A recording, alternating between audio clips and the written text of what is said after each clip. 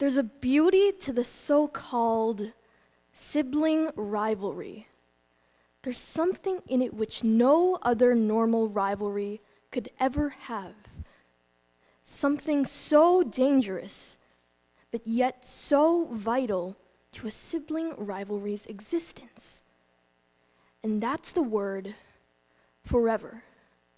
But sibling rivalries are obviously not the only ones you see these days. From that one guy who constantly steals your parking spot every time you arrive at work, to that one friend who tries to one-up you in every single thing you do, to even those juicy celebrity arguments on Twitter, rivalries can exist both anywhere and everywhere. Just like this one. You guys recognize who these people are, right? Yeah? You know it. Trump versus Clinton. Here is an example of one of the most interesting rivalries of all time. On one hand, there's your typical professional rivalry. You can work your butt off competing against the enemy from as little as one time to as many as 1 billion times. But it always ends the same way, with one winner and one loser. But this image of the Kardashian and Jenner sisters surprisingly embodies the most difficult and complicated rivalry of all time, the sibling rivalry. It is the most unavoidable situation that you're gonna end up in when being born with a sibling. There's no other way around it. But that's exactly why it's so special. All the intense fighting, the arguments, the competition between you and your sibling is just a minor side effect of that everlasting bond you guys created. So that leads me to this one last picture. You guys recognize who these people are? If you couldn't tell, on the left is me, and on the right is my little sister named London, who is 4 years younger than I am. And ever since her sudden entrance into my life, in came an evil so-called sibling rivalry. She and I are the definition of oil and water, polar opposites that never mix. Now, when it comes down to the social game, there's only one way to present to you guys the difference between us. This, ladies and gentlemen, represents the number of close friends my little sister London has at the moment. And I seriously wish I was exaggerating, but I really am not. Now this, ladies and gentlemen, is an accurate depiction of my amazing social life and many, many friends. Yeah, many friends, I know. As you can probably tell, in the sibling relationship, I'm clearly not the more extroverted, outgoing social butterfly. But if you met me, you probably know me as the most socially awkward introvert you've ever met in your lifetime. And then there's London, your typical popular girl, center of attention at social events, at gatherings, at school, and even small conversations with mom. The one who cracked all the jokes and bursted everyone into laughter, London. The one who stood at the corner of the room, staring at her phone, desperately hoping that no one would start a conversation with her, me. The one who would grab the attention of the whole wide world with just her smile, London. The one who would quietly sit at the sidelines and observe all this go down, me. But there's actually a whole scientific reason for this. Many experts claim that birth order does play a huge role on your personality. Has anyone here been told they're the responsible child? Show of hands. Well, if so, and you're the older sibling, like me, then that probably explains why. Is anyone here a middle child? Well, you guys tend to have this competitive nature and are great with words at the same time. Is anyone here the life of the party or the funny friend? Show of hands.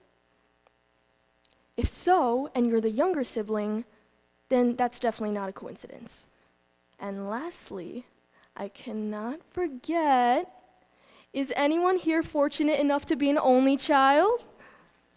Well, congratulations, guys. You are everyone's envy. You don't have to live with these types of people all the time. So, due to this drastic social difference between my sister and I,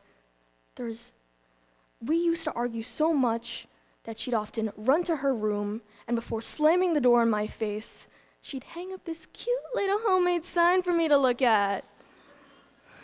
Yeah, adorable, I know.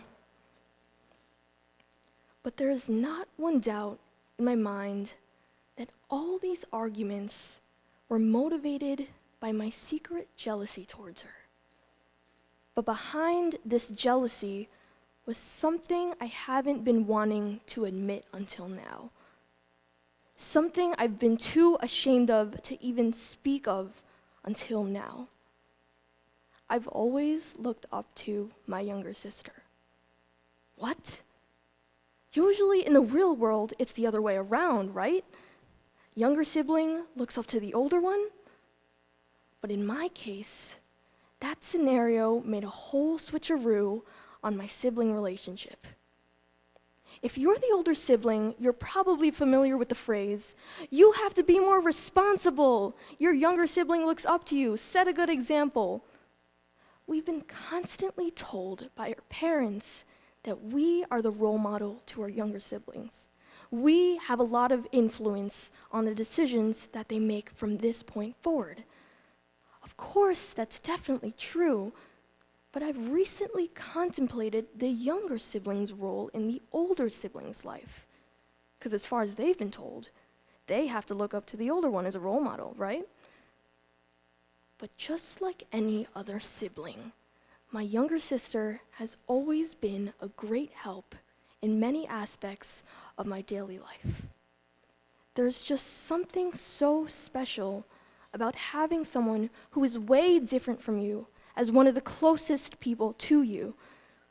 Honestly, no matter how much you want your sibling out of your life, no matter how much you want them out of your house right now, you can never live a day without them. By choice, and literally.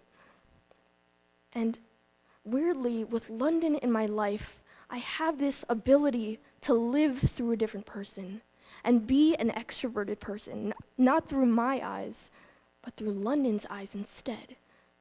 I've always wanted to experience what it would feel like if I were no longer extroverted, but if I were no longer introverted. But thanks to London, I can now create an image of what it would look like. The conversations I've had with her have been so special as to make me gain the second perspective on life, but as an extroverted people person. Now, living with your polar opposite may just be the best gift you will ever receive. Though your personas may constantly conflict all the time, you get to discover this whole new point of view on situations you encounter every day. So this last bit goes to one of the people who has shaped me most throughout life.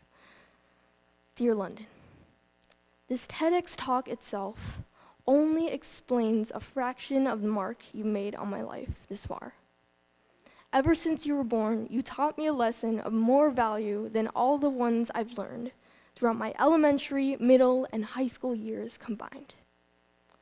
Little sister, you are indeed my biggest rival, but you are the rival who has helped me grow to become the version myself that would have never been created without you. Love, your big sister. Thank you.